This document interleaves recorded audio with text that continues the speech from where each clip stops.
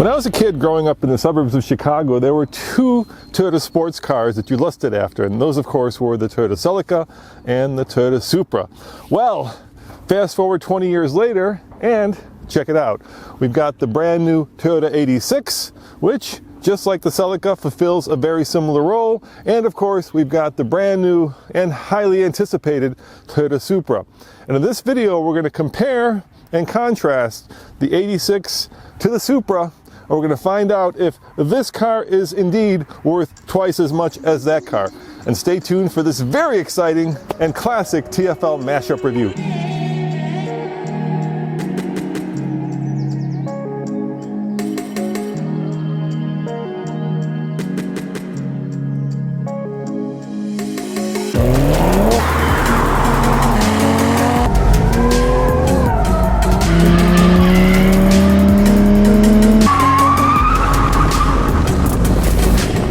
Let's cut to the chase, because of course the elephant in the room is that the old Toyota Celica and of course Supra were developed and built and engineered by Toyota. But here we have the Toyota 86, which was developed in conjunction with Subaru. In fact, it has a Subaru powertrain. And of course, the new Supra was developed in conjunction with BMW. It has a BMW straight six engine and a ZF 8-speed automatic.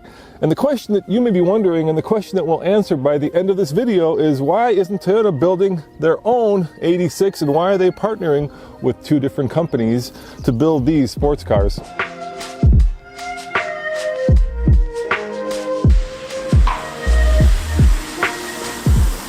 So let's start with the 86. Now, if you recall, this started out life as a Scion, which was built in conjunction with the Subaru BRZ. Scion is no longer around, so now it is the Toyota 86 here in America, and it still has, well, a Subaru power plant and a Subaru chassis. But it also means that it has a lot of natural goodness built into it. For instance, well, let me show you under the hood.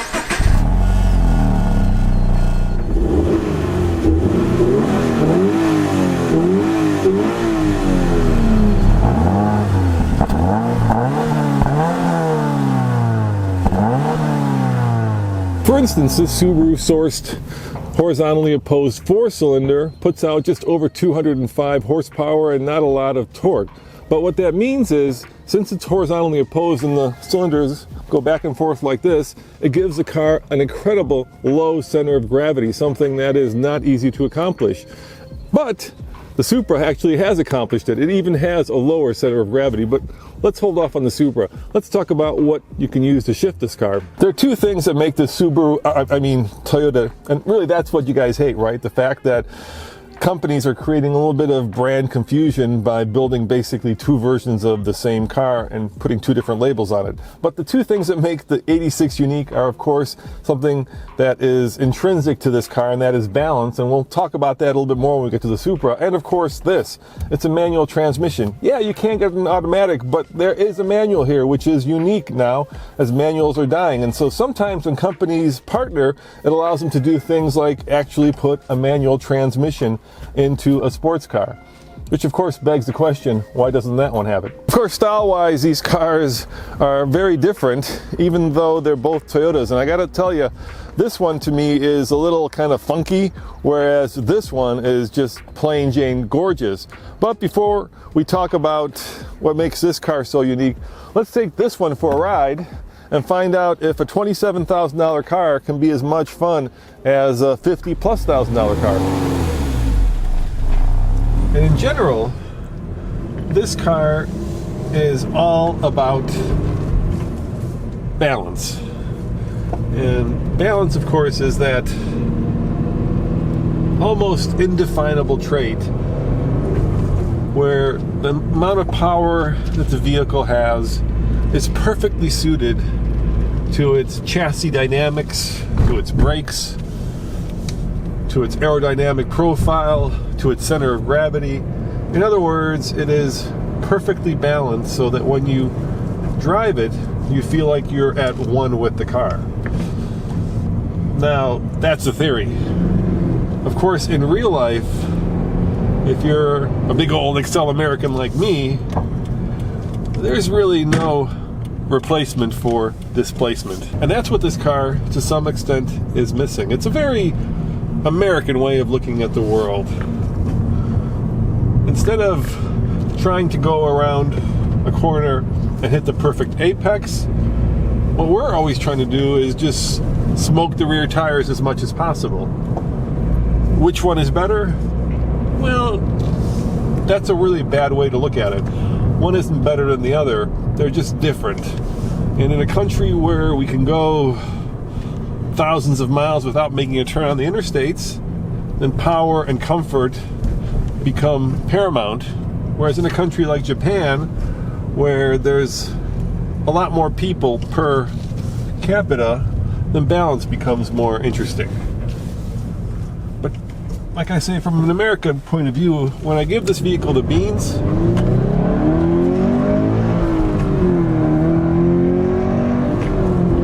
it just doesn't have enough torque.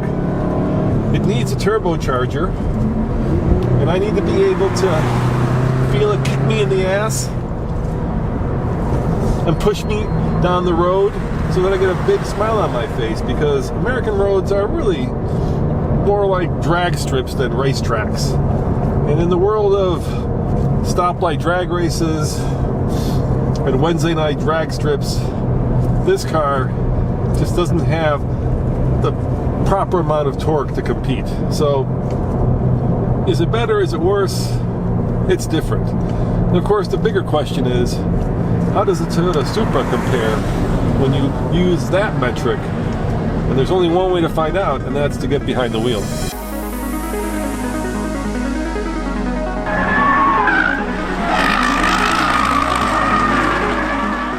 Internally, this Supra is known as the A90 or the Mark V. Now, the Mark IV Supra, that is of course the Supra that was featured in the Fast and the Furious movies. That is the one that has shot through the roof recently. Pristine example, selling over $150,000.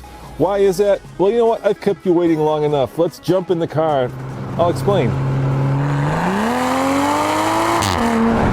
Back in the 80s and the 90s, the Japanese had a sports car arms race. It was a really glorious time to be a car guy or gal. And those four cars, of course, were the Mitsubishi 3000 GTB R4, which was heavy, had a lot of interesting tech like active aero. There was the Nissan 300ZX twin turbo, which I actually owned. That had super high-kiss four-wheel steering. There was the Mazda RX-7.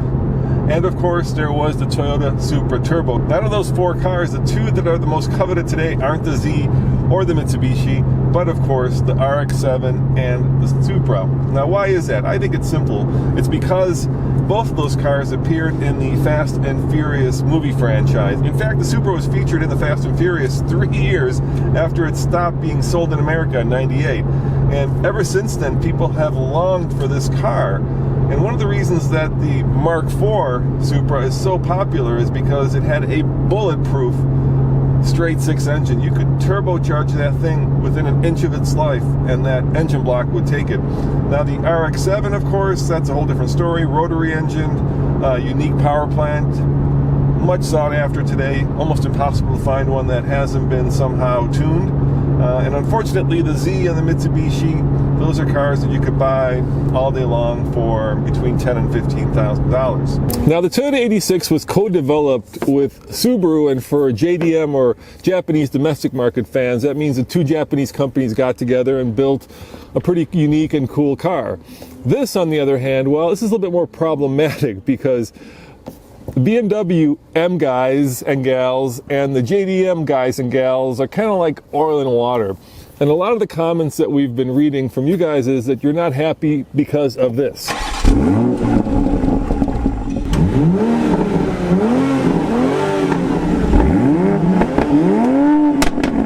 And that is a BMW straight six that puts out 335 horsepower and 365 pound-foot of torque. How do I know that? Well, there's a BMW badge right there. But this is an incredibly smooth and incredibly powerful engine. It's also the same engine that's in the BMW Z4, which this car shares a chassis, power plant, transmission with. And the question you might be asking yourself is, how did that partnership come together? And how does that partnership work out? Well, I had a chance to talk with the chief engineer of this car, and he said that the reason they partnered with BMW, well, let me have him explain. Are there driving characteristics that are specific to BMW that you tried to eliminate from this vehicle? じゃあ例えば BM の特徴のドライビングキャラクターをここから取り除くもんってありまし Or た are there Toyota elements that you tried, or Supra elements that you tried to design in? それともスープラのそのダイナミックをここにこう導入したっていうそういうのはありますかチームを分けたというのはまさにそういう意味。 The reason why we split the development teams from the start was exactly for that reason. It wasn't just a simple suspension tuning. エンジンのセッティング Everything from the engine tuning to the steering, body rigidity. Once the base platform dimensions were agreed upon, then they ran off on their own. Before we get behind the wheel again, let's talk about the important numbers. So first and foremost, the Supra comes out in the middle of July or so that's coming up very quickly. It starts at about $50,000, and for that you get most of the bells and whistles. You can step up to the premium edition, which gives you things like all leather seats, and then you can step up to this one, which is the launch edition, and with the launch edition you get unique colors, these red caps on the rearview mirrors, you get these red brake calipers and these black wheels, and this guy starts at about $55,000. The sticker on this one, that's almost $57,000, and I'm willing to bet that the dealers are going to mark them up at least $5,000 because according to the chief engineer, this car has sold out both in Japan and in Europe, which is interesting considering that it's actually built basically in the same town in Austria that they build the G-Wagon. Perhaps the thing that Toyota loyalists are going to find the most disappointing is when you sit down behind the wheel of this car and you look at all the switchgear, you look at the screen, you look at the way that the interface works with the navigation and the radio controls, it's pretty much all BMW. I'm not saying I'm exactly sitting behind the wheel of a Z4, but they certainly are very close cousins, and if you're a fan of JDM products, you're probably going to find this a little disappointing because once again there's two different worlds that are colliding here, driving what is in essence, at least from a switchgear point of view, a rebadged BMW.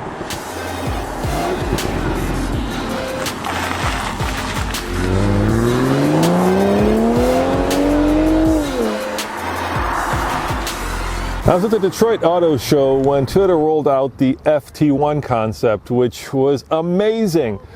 And that concept was, of course, the inspiration, basically, the Supra.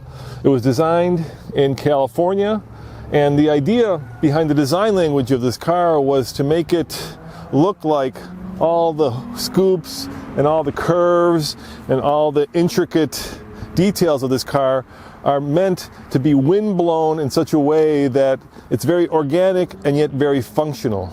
And you know what? I think they succeeded.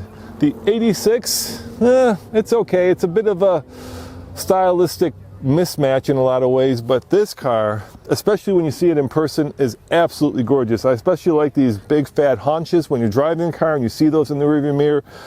Nothing says performance like a car that has kind of that classic Coke bottle shape. And this car has it. Full disclosure, guys, TFL is one of the first media outlets to drive the new Supra, and Toyota flew us out here to the racetrack to test the car. But part of the deal was that we really can't talk about how it drives because Toyota wants to give all of the journalists a chance to bring out their stories at the same time, so driving impressions are embargoed. But while I can't tell you how it drives, I could certainly show you how it drives.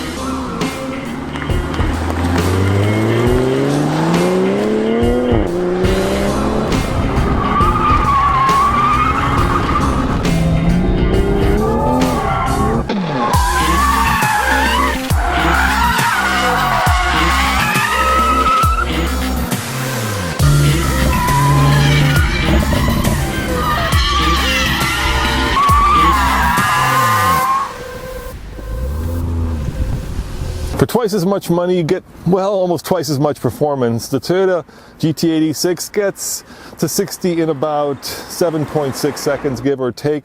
Now, the new Supra, well, that's a whole different story. 0 to 60 in 4.1 seconds. But what's really incredible about this car isn't how fast it is, because let's face it, 4.1 seconds is okay, but in today's world, it's just okay. What really is cool about this car is just how good it sounds. Let me demonstrate.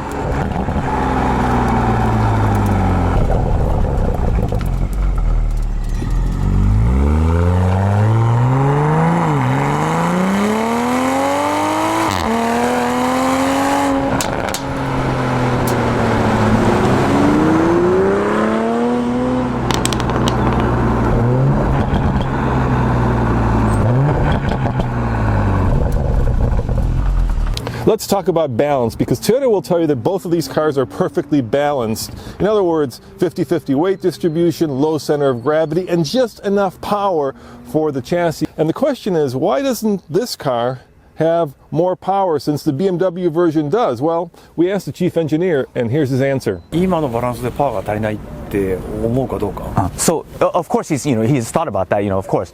But when you take the package today and you actually take it on the track and drive it, which is the whole purpose, he would wonder if you would need more power in a package like this. 今日 Day 3なんだけど、And today is day 3. そういうコメントはなかった。 And we've actually had no comments in the first 2 waves about that.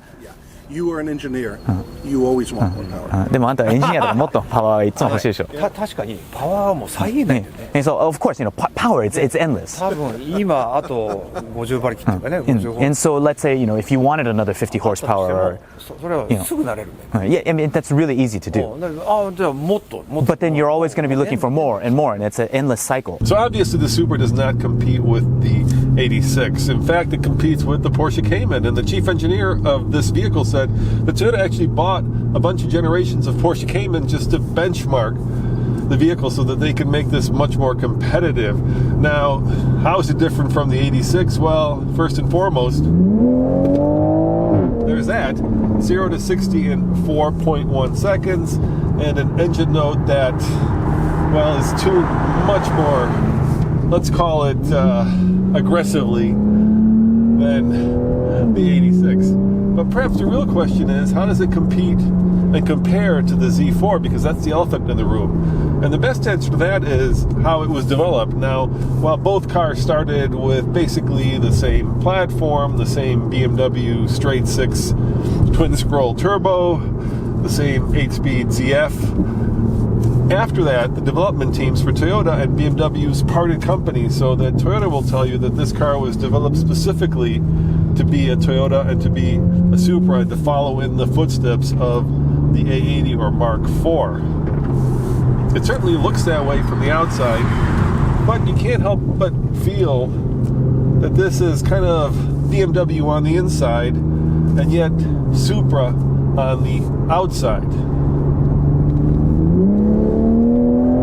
Of course, that sound is pure Supra, and if you're wondering, is that sound natural or is it generated inside the cabin? Is there any kind of funky electronics going on? And we asked the chief engineer that, and he said there's a minimal amount of noise suppression and enhancement going on inside the cabin. The other interesting thing about this car, which is much different from the 86, is that it develops its peak torque at just around 1600 RPM. So we talked about balance and how balance is more than just displacement and raw power. The chief engineer told us that what he really was going for was a car that had this very long bandwidth, so that the torque comes on immediately and then is very linear, making the car very controllable and very predictable. If you're looking for a sports car that, well, has more utility, then the Toyota 86 is definitely the way to go. And even though this should be a smaller car, it is in fact a bigger car. The cabin is bigger.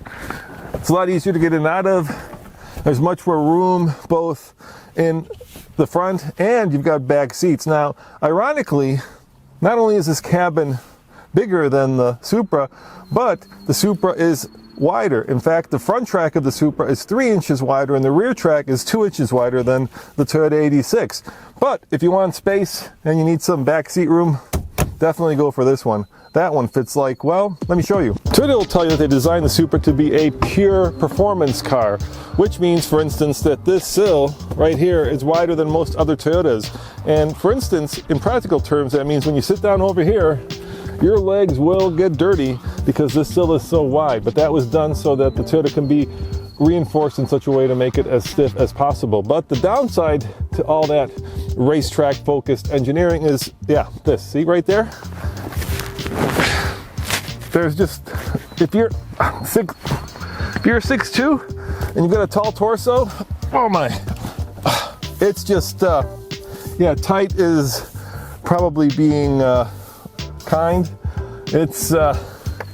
It's pretty cramped in here. Now that launch edition, of course, is unique because it has beautiful red leather on the inside. The Supra in general will come in 8 different color combinations, including a first ever matte Phantom color, which is, well, a matte color that's going to cost you an extra $1,500 if you got to have matte. Over 300 horsepower, over 200 horsepower. So which one of these two do you think is more fuel efficient? If you guessed the 86, you are wrong, because this one gets 24 mpg combined, according to the EPA, and the Supra gets 26 mpg combined, which is pretty phenomenal. Of course, part of that has to do with the fact this one has a boxer engine, and boxer engines do tend to be less fuel efficient. Of course, this is a much newer engine, and technology has marched on since this car was designed. So yeah, if you're looking for the more fuel efficient of the two, get the faster of the two. The second I get into this vehicle, I say to myself, yeah, I am in part, at least when I look at kind of the layout and the switchgear in a BMW, but you know, that's a pretty darn good thing. Nothing feels out of place, nothing feels like, well, I don't know what this button does or what that switch does. So even though this is probably not classic Toyota design, in a lot of ways, that's a good thing, because it is classic BMW design, and BMWs are designed to be fast on the Autobahn and fast on the track. If you live somewhere it snows, the Supra might be, well, a little problematic for you, because it only comes with these Michelin Super Sport summer tires. There's no all-season available. They're also offset. Let me check my notes. These guys are 255/35 R19s. In the back, 275/35 R19s, 19x9, 19x10. So it's basically set up as a pure performance car. Snow, good luck.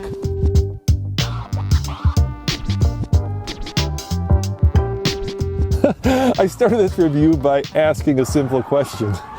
Is this Toyota Supra worth twice as much as this 86? And the answer is just as straightforward, hell yeah! But the bigger question, of course, is why did Toyota partner with Subaru and BMW on these two? And the answer to that is 4,186, which is the exact amount of 86s that Toyota sold in 2018. Subaru sold about 3,800, or for a combined total of less than 8,000. And here's the rub, guys. If you want to develop a new car, it's $1 billion today. And you just can't do that when you sell 4,000 plus cars a year. So by combining the BMW with the Toyota, you end up sharing costs, and you end up with a brand new Mark V Supra. Now, for some of you, that means the glass is half empty. You've got your Toyota fanboys and you've got your BMW fanboys and girls, and the two don't come together. But for some others, the glass is half full. We have a brand new sports car, and it's a Supra. Let me know in the comments below if you think the glass is half empty or half full. I'm really curious. As always, this is Roman saying thanks for watching. Remember, check out TFLcar.com for more news, views, and of course, classic TFL mashup reviews. By the way, I think this has got to be one of the first reviews of the new Supra. You saw it first on the Fast Lane Car.